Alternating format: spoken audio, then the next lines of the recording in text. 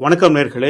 2026 தேர்தல் களம் நிகழ்ச்சியினுடைய சிறப்பு அழைப்பாளராக புதுச்சேரியின் லாசப்பேட்டை தொகுதி சட்டமன்ற உறுப்பினர் திருமிகு மு. வைத்தியநாதன் அவர்கள் இங்கே வந்திருக்கிறார். அவரோடு சில செய்திகளை பேச இருக்கின்றோம். வணக்கம் சார்.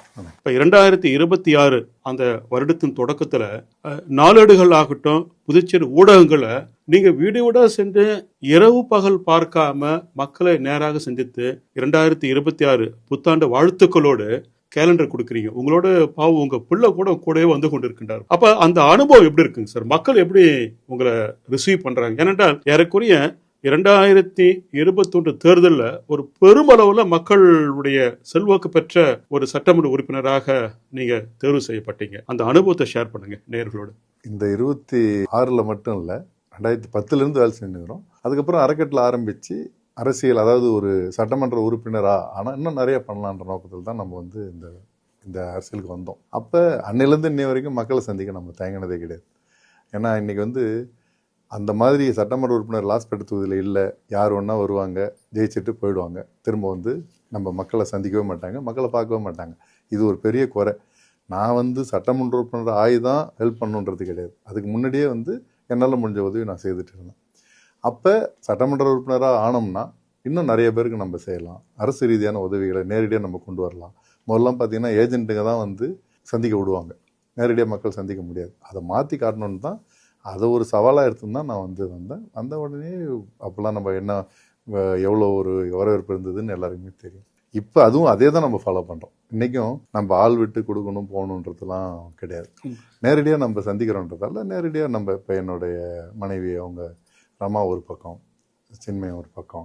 ஏன்னா இவங்களே போகும்போது அங்கே இருக்கிற நம்மளுடைய ஆதரவாளருக்கு ஒரு சந்தோஷம். இப்போ நம்ம ஆள் விட்டு நம்ம கொடுக்கறத விட நம்ம குடும்பத்திலேருந்து ஒருத்தவங்க போனால் எங்களுடைய தலைவிகள், எங்களுடைய இன்சார்ஜிங்க, எங்களுடைய ஆதரவாளர் எல்லாருக்குமே ஒரு சந்தோஷம். நம்ம அந்த குடும்பத்துலேருந்து ஒருத்தவங்க வராங்க அப்படின்னு. அப்போ மக்களுக்கும் ஒரு வரவேற்பு. ஏன்னா எங்கேயுமே ஒரு இடத்துல கும்பல் கூட்டி நிற்க வச்சு காக்க வச்சு அதை நம்ம செய்யக்கூடாது. மக்களை நம்ம அசிங்கப்படுத்தக்கூடாது, அவங்கள நம்ம ஒரு துச்சமாக நினைக்கக்கூடாது. அப்படின்றதால தான் இதை நாங்கள் செய்ய ஆரம்பித்தோம். இப்போ என்னுடைய அரசியலில் எனக்கு எதிர்பார்க்கிற அவங்கெல்லாம் என்ன பண்ணுறாங்கன்னா இந்த வேலை தான் செய்வாங்க. அவங்களால முடியாது. ஏன்னா நாம் முழு நேரமும் ஒரு மக்கள் அன்போடையும் ஒரு உண்மையான எண்ணத்தோடையும் நம்ம சேவை பண்ணிடுவோம். மற்றவங்க அப்படி கிடையாது. அந்த தேர்தல் நேரத்தில் மட்டும்தான் நிற்பாங்க. அதுக்கு ஒரு ஆள் சேர்ப்பாங்க, அதுக்கு உண்டான கூலியை கொடுப்பாங்க, அதோடு சரி. அதுக்கப்புறம் திரும்பி பார்க்க மாட்டாங்க. இது தொடர்ந்து நடந்துன்னு வர்ற விஷயம். இதில் இப்போ வெறும் ஒன்றும் விதிவிலக்கு இல்லை. ஏன்னா ஒரு தடவை தேர்தலே சந்திக்காமல் போயிட்டார். அதாவது இன்னைக்கு நான் ஜெயிச்சாலும் தோத்தாலும் தொடர்ந்து தொகுதி மக்கள் கூட தொடர்ந்து பயணிக்கிறேன். 2016 தோல்வி விட்டுறேன். அதுக்காக மக்களை பார்க்காம இல்லை, மக்களுக்கு தேவையானதை செய்யாமல் இல்லை. சட்டமன்ற உறுப்பினர் அவரை பார்க்க முடியல, அந்த சபாநாயகரை பார்க்க முடியலன்னு என்கிட்ட வருவாங்க. அந்த என்ன ஹெல்ப் வேணுமோ, என்ன ரெக்கமெண்டேஷன் வேணுமோ எல்லாத்தையுமே செய்தணும். அதோட வெளிப்பாடு தான் அந்த 21 நம்ம கிட்டத்தட்ட 5700 வாக்குக்கு மேலே வெற்றி பெற்றோம். அதே தான் இப்பயும் செய்கிறோம். இன்றைக்கும் நம்மளுடைய வேலைகளில் எதுவுமே தொய்வு கிடையாது. 95% பணிகளை நம்ம செய்துட்டோம். இப்போ இந்த காலண்டர் கொடுக்குறது கூட பார்த்தீங்கன்னா அதில் எங்களோட நம்பரே இருக்கும்.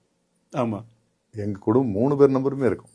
என்னோட நம்பர் இருக்கும், ரமா என்னுடைய மனைவி அவங்க நம்பர் இருக்கும், என்னுடைய மகன் சின்மயன் நம்பர் இருக்கும். ஏன்னா இன்னைக்கு யாரும் கிடைக்கலன்ற ஒரு இது வரக்கூடாது. நம்மளை சந்திக்க முடியல, நம்மளை தொடர்பு கொள்ள முடியல, நம்ம அவசரத்துக்கு பார்க்க முடியலன்றது இருக்கக்கூடாதுன்ட்டு. ஆனால் மற்றவங்க காலண்டர் பார்த்தீங்கன்னா அவங்க அலுவலக நம்பர் தான் குறிப்பிட்டிருப்பாங்க. ஏன்னா அதெல்லாம் அவங்க ஒரு சுமையாக நினைக்கிறாங்க. நான் அதை சுகமான சுமையாக நினைக்கிறேன். இப்போ எனக்கு ஒரு ஃபோன் வருதுன்னா அந்த ஃபோனை நான் எடுக்க தயங்கவே மாட்டேன். அந்த நேரத்தில் ஒரு வேலை இல்லை ஏதாவது ஒரு மீட்டிங் இருந்தால் கூட திரும்ப அரை மணி நேரம் கழிச்சோ 1 மணி நேரம் கழிச்சோ பெரிய நேரத்தில் அந்த செல்லில் நம்பருக்கு போட்டு யார் பண்ணாங்கன்னு கேட்பேன். தொடர்ந்து இது. அதனால் இது ஒரு புதிய விஷயம் கிடையாது. நம்ம ஆரம்பத்துலேருந்து செய்துன்னு வர விஷயந்தான். இப்போ அதை நம்ம ஃபாலோ பண்ணி இப்போ கொடுக்குற இந்த காலண்டர்லேருந்து ஒரு சில பரிசு பொருள்லேருந்து எல்லாமே நேரடியாக சேர்க்குறோம். அது மக்கள் மத்தியில் இன்றைக்கி எங்களால் அதிகம். நான் ஆரம்பித்து கிட்டத்தட்ட 2 மாதம் ஆக போகுது. இன்னமும் பாதி தான் கொடுத்து முடிச்சிருக்கிறேன். நான் ஒரு நாளைக்கு 500 பேர் கொடுக்கணும்னு பிளான் பண்ணுறேன். ஆனால் என்னால் 200 வீடு 300 வீடுக்கு மேலே போக முடியல. ஏன்னா எல்லா வீட்லேயுமே நம்மளை உள்ளே கூப்பிட்டு என்ன பிரச்சனை ஏதுன்னு சொல்லி நம்ம இதெல்லாம் எதுக்கு செய்கிறீங்க, அவசியமே இல்லை, அப்படிலாம் ஒரு வரவேற்பு, ஒரு மகிழ்ச்சி. அதனால் எனக்கும் எல்லாரையும் பார்க்குறோன்றதில் ஒரு சந்தோஷம். மிக மகிழ்ச்சிங்க. அதாவது ஒரு லீடர், தலைவன் என்பவன் எப்படி இருக்க வேண்டும்? ஒரு அழகான ஒரு செய்தி இருக்கிறது. அதாவது ஆடம்பரமாக வாழ்வதை விட ஆரம்ப கால வாழ்க்கையை மறக்காமல் வாழ்வதுதான் தலைவனுக்கான தகுதி என்று எங்கேயோ ஒரு செய்தியை நான் படித்தேன். நான் பல நேரங்களில் உங்களை நான் பேட்டி எடுத்திருக்கிறேன். எப்பொழுதும் நீங்கள் கடந்து வந்த பாதி நினச்சி பார்க்கறதுனால தான் சாமானிய மக்கள் மீது அவ்வளோ அன்பும் பாசம் இருக்கிறத நான் பார்க்குறேன். அதில் ஒரு செயற்கைத்தனத்தை நான் என்றைக்குமே பார்த்ததில்லை. இயற்கையாகவே நீங்கள் மக்களை நேசிக்கிறீங்க. மிக மகிழ்ச்சிங்க சார்.